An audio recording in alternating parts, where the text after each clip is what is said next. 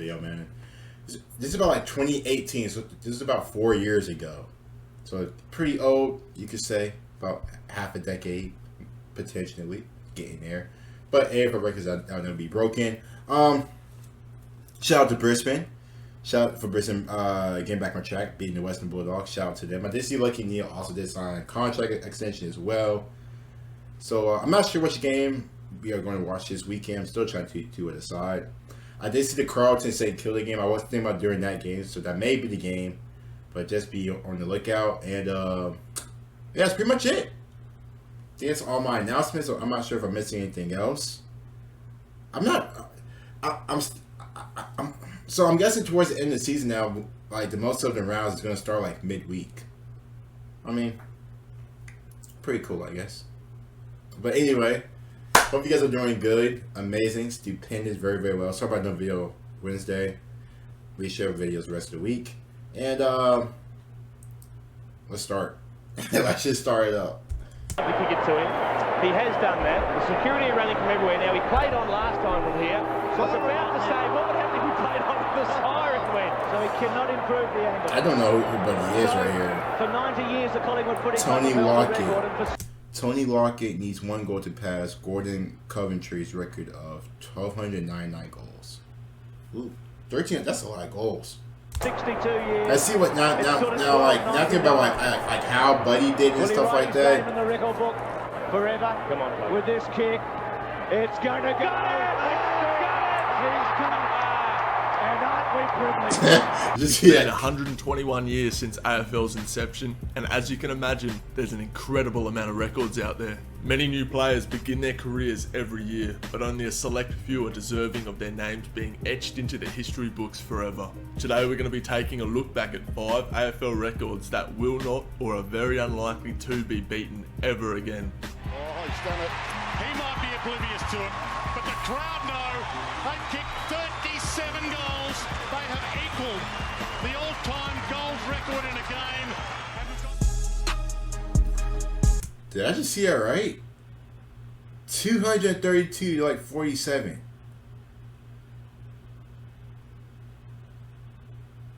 Michael Tuck. My man looks like a freaking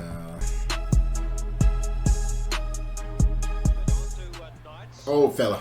Puts himself. This could go to him. Payton. No. Who's feeding off the pack? Folds. Hamlet goes in. Justin Madden. Tuck. This will be a great goal. Oh, he's kicked it. Great goal, Tuck. An enormous goal. Absolutely. Michael Tuck's illustrious career helped make quite a name for himself. He once held the AFL VFL record of 426 games over 20 seasons, and due to his longevity, holds a couple tough records to beat. Beginning and ending his career at Hawthorn, Tuck played in a record-breaking 11 grand finals while netting himself a record 7 premierships. Jeez. A tall and wiry frame, Tuck made his debut in round 8 of 1971 as a full forward. Debut. Years did you play with Phil? Just tell us a bit about yourself. I played about 6 years, about 5 in the juniors and 1 year in the seniors, and then I got invited up to Hawthorn. However, after being tried in a few different positions, including wing and defence, it wasn't until 1974 that Tuck would find his niche and establish himself as a ruck rover in the centre alongside AFL greats Lee Matthews and Don Scott. In 1975, Tuck played in his first grand final, losing to a strong North Melbourne outfit. But it was just 1 year later that Tuck would taste premiership glory for the first time, defeating North Melbourne in a grand final rematch in front of over 110,000 people packed into the G. The 80s started off slow for Hawthorn, missing finals completely in 1980 and 81 before recovering and playing in the 1983 preliminary final only to fall short of another grand final berth. It was 1983 that began Tuck's charge into the record books. Hawthorn's dominance throughout the 80s and early 90s led Tuck to featuring in 8 of 9 grand finals and winning 5 of them, 4 as captain. Michael Tuck, congratulations. How many had you played in? That's a 9. How many winning ones? 5 winning ones. So they get better all the time? No, they do, yeah. While one might argue that he was a man in the right place at the right time, you can't argue that Tuck was an integral part of... That's some LeBron stuff. I mean, I don't think he said it was like consecutively, but like, I mean, you don't know LeBron made like 8-9 straight finals. But this dude managed to get to like 11, winning what, 7? That's tough. That's tough. Of the Hawthorn side for nearly 2 decades. It would be the strength of Hawthorn over this time span, however, that would aid Tuck in achieving his final unbreakable record. Over 426 games and 20 seasons of football, Tuck was unable to win a Club Best and Fairest award, setting the record for most amount of games played without having won one. Michael Tuck retired following the 1991 Premiership win against West Coast, finalising his unbreakable Grand Final and Premiership tally record, as well as most games played without a single Club Best and Fairest award. The Daenery Brothers. Bombers made history in round 22. 4 brothers in one team. That's hard. Newspapers of the day announced Essendon's 4 Daenery brothers would line up because Joe Daenery played for the Bombers as well, though, before Brisbane. If I'm correct. For the first and only time. I think I said that. Danaher's are practically football royalty. Between the 4 brothers, they've played 752 senior AFL games, including 6 premierships. Terry would be the first Danaher to arrive at Essendon. Despite having decided on signing with Fitzroy, a last-minute call from Essendon was enough to sway Terry's mind to join the Bombers for the 1978 season alongside his brother Neil. In 1987, the other 2 Danaher brothers joined Essendon, with one being drafted and the other coming from the Sydney Swans. This would set the stage for arguably the greatest Danaher and Neil ever plagued by injury, playing his last game alongside 3 of his brothers. Spent time with my brothers at the football club. Now looking back now, special time. Given the differences in the draft in the present time, it's extremely unlikely that we'll ever see this happen again. That's still pretty cool though. I mean, having basically all your brothers in the same team as you, achieving your dreams to play in the AFL. That's hard. I mean, yeah, man, I don't care if it's for a year, 2 years. Claude, Claude,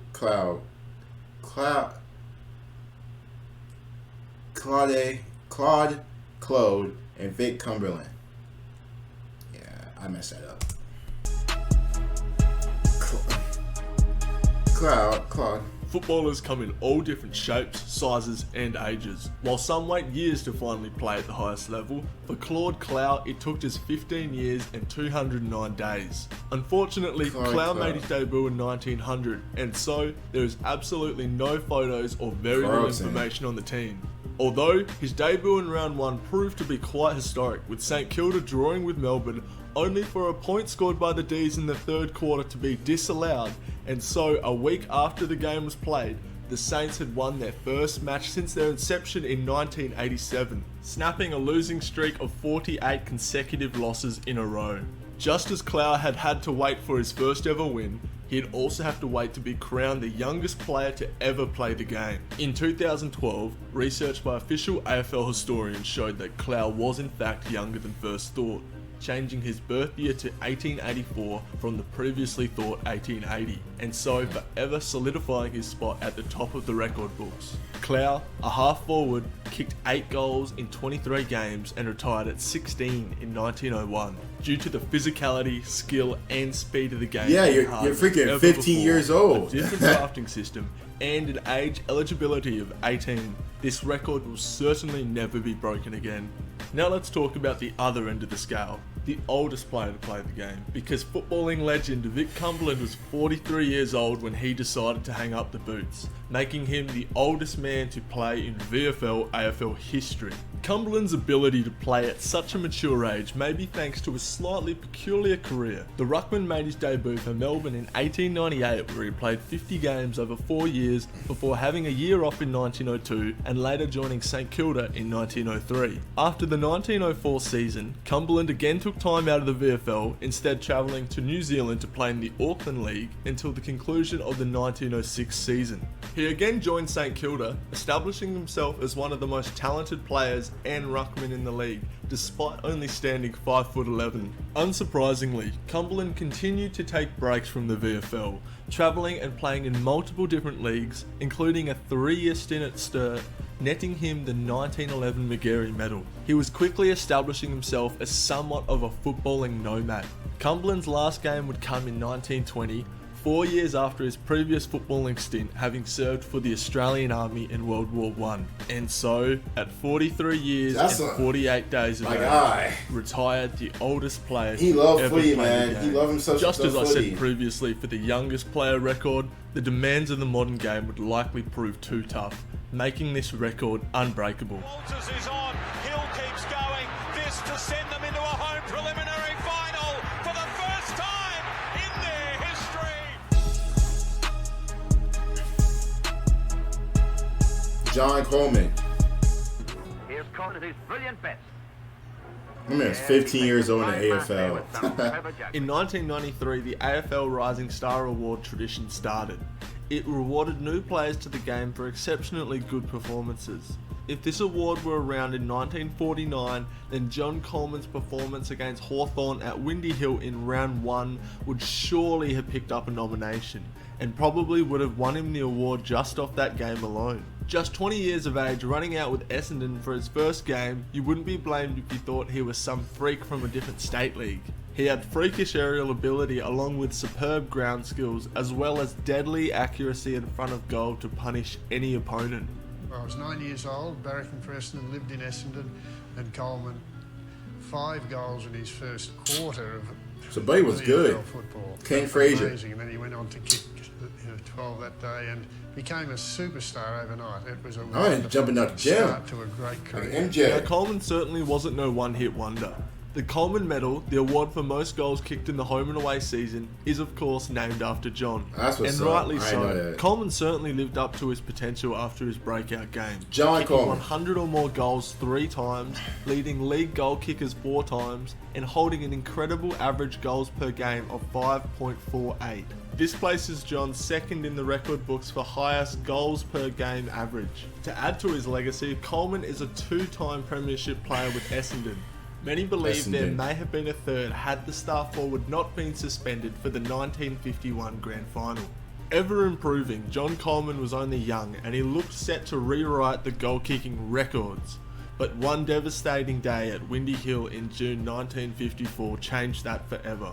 Coleman suffered a dislocated knee along with cartilage and ligament damage. After 2 knee operations and repeated comeback attempts, Coleman would never play again. Dang. Interestingly enough, this knee injury could be treated in just 6 weeks today, according to AFL Medical Commissioner Harry Unglick. Coleman gave up the game, retiring at just 25 after 98 senior games for Essendon. Just 25 years old. That's basically heading to your prime. And, achieving what he already achieved.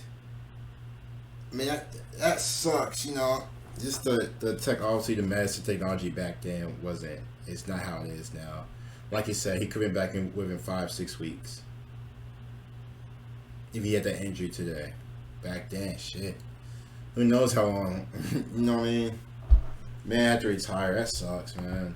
5 years after. It always sucks seeing his final goal tally players stands who've had good careers having to retire early. 37 goals. In the modern any game, sport. draftees are often much less developed mentally and physically, and thus can find it a bit tougher to be competitive with the more senior players in the early parts of their career. There's no doubting John Coleman was ahead of his time, so much so that his record of 12 goals on debut will remain unbroken forever. 12 years on debut. 07 grand final. Hey, hey. When Port Adelaide gets into grand finals, it wins them. When Geelong plays off in the big ones, it doesn't. Andrew Mackie can join the veritable orgy of Geelong goal kickers. He drives through another. The Cats are in heaven. The 2007 AFL Grand Final is one of the most iconic games in history. Even the most casual of footy fans know what fate 22 Port Adelaide players suffered on the 29th of September 2007. I'm of course talking about the absolute belting Port Adelaide suffered at the hands of Geelong in front of over 97,000 people at the MCG.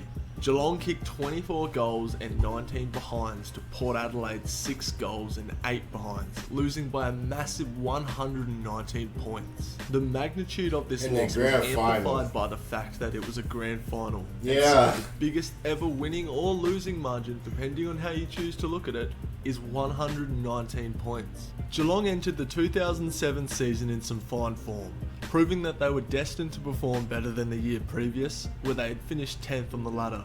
Port Adelaide also entered the 2007 season in great form, and they too would perform well enough to best the previous year's efforts of 12th place. Come the end of the 2007 home and away season, and Geelong and Port Adelaide sit 1 and 2 on the ladder with a win-loss record of 18 and 4 and 15 and 7 respectively. Geelong would face the Kangaroos in the first final, defeating them by a massive 106 points to lock in a second week finals bye before taking on and beating Collingwood by just 5 points in the preliminary final.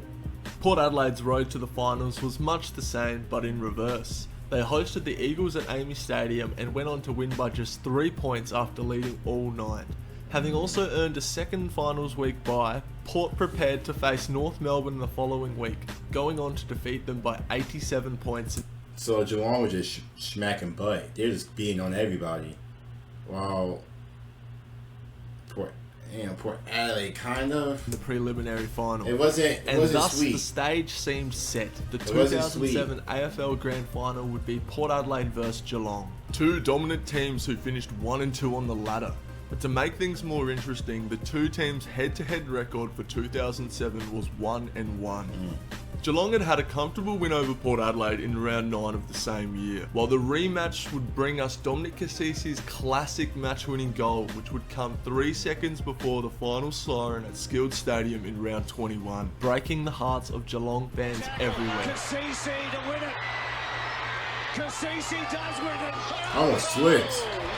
From my freaking foot slipping. Nobody could have predicted the carnage that would ensue when the ball was bounced to start the grand final. Almost immediately it seemed the Cats had Port on the back foot. Geelong would go on to outscore Port Adelaide 5 goals, 7 behinds to 2 goals, 2 behinds.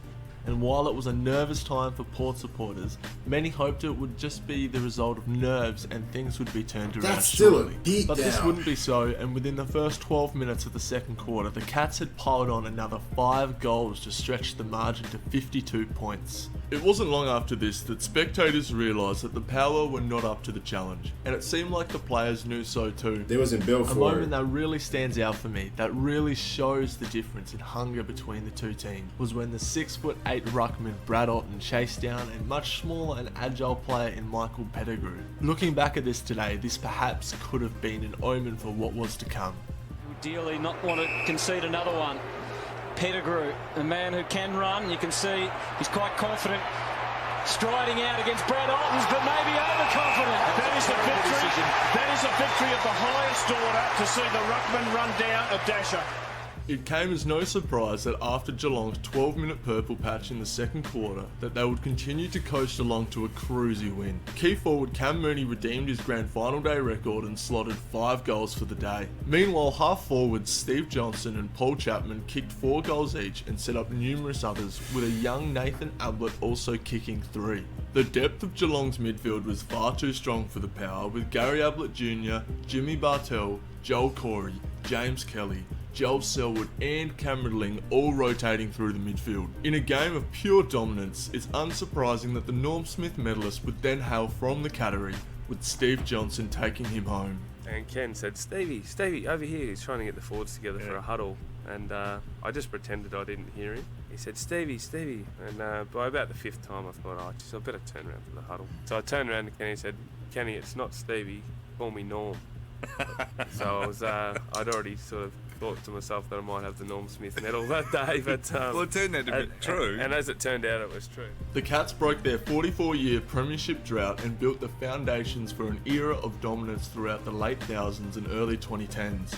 On the other hand, for Port Adelaide, the defeat would mark the start of major issues at Alberton, slumping to the bottom half of the ladder for the next 6 years, all the while racking up high margin losses. The 119-point loss would break the previous record of 96 points set by Hawthorn against Melbourne in the 1988 VFL Grand Final. It would also be the biggest loss ever since Port Adelaide's inception into the AFL in 1997. In 1988, if you would have asked me whether or not the biggest Grand Final loss record would ever be beaten, I'd tell you that you're crazy. You lose over 100 points in the Grand Final. The biggest of all stages in the AFL. Jeez, I don't expect that happening again. We have the oldest man, 42 years old. The youngest cat, 15. 4 brothers, the Daenery Brothers, man. That generation goes crazy. Jeez. Jeez. Anyway, I hope you guys enjoyed the video. It's a pretty long video. Hope you guys enjoyed. Don't forget to like and sub. We'll see you guys later.